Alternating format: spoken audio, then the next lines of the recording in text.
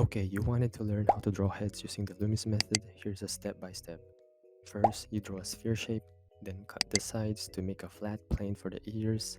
Once you have that, you add the jaw shape. And this creates an equal spacing of the head.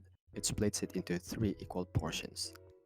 In the middle portion, the top half will be the eye socket and the nose will stop at the lower part of the middle portion.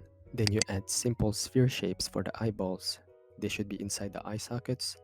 Then you add the mouth and lastly the neck. This is the basic Loomis method. The top line will be the hairline level, the line just below that is the eyebrow level, and also the top of the ear. The bottom middle line will be the base of the nose level, and also the bottom part of the ear. Lastly, the lowest line will be the chin level. These lines can vary with different facial structures as you can see on the screen, but they still follow the rule.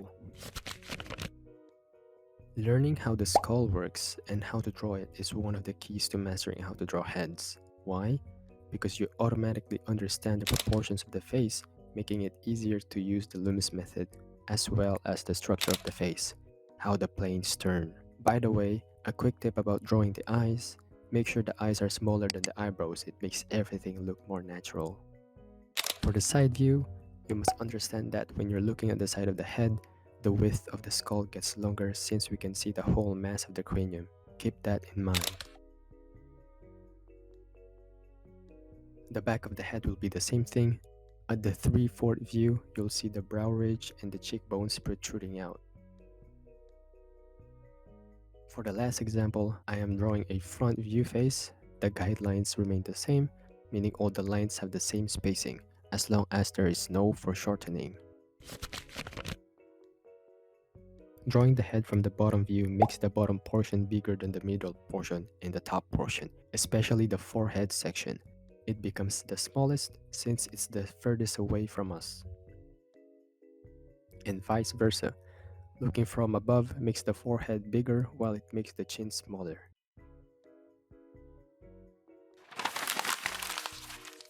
We're now gonna go back to simplification. I am drawing the same method I showed you in the beginning instead of drawing the skull. For the eyes, I am using a shape that looks like a cut lemon. I'll give you a more in-depth explanation in a bit. For the mouth, I drew a half sphere shape at the bottom portion to show the mass of the mouth muscle, since it's protruding from the side view. We're now going into specifics. Again, how I draw the eyes is a personal preference for me. It makes the drawing process easier. Not only this shape shows the roundness of the eyeball, it also kinda looks like an eye shape. You can see here I'm using it to make a looking Asian eyes. Also, think of it as a cut lemon shape. For the nose, I like to draw it as a simple diamond shape that is stuck on a piece of paper. I learned this technique through Cynic's design. Go check his head tutorial for a more in-depth explanation. Link in the description. But to deconstruct the shape more, think of it as a kite, then you put a triangle shape perpendicular in the middle. Then you add the nose shape on top of the guidelines. It's like building a skyscraper. The kite shape can also work with different types of nose. For the ear, I like to separate it into 3 sections. The orange section will be the contour shape of the ear. The blue section is gonna be the most important one. It looks like a curved Y shape going into the orange section. Lastly, the green section, that's where you mostly put the shadow. When you open your mouth, the only thing that moves is the jaw, and it doesn't directly move up and down, it actually moves down circularly from behind the cheekbone. And it is a good way to practice how to draw heads. Just draw an open mouth in order to practice the change of the perspective of the jaw. Anyways, I hope you guys enjoyed this video. I hope that it helped you just a bit, even though if it's a short one.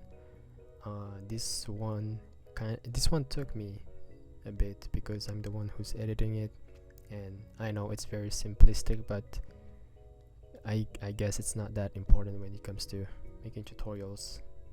What's more important is giving knowledge to you guys. But yeah, support me on Patreon and leave a like, comment, subscribe if you want. Actually, do it please. And yeah, bye bye.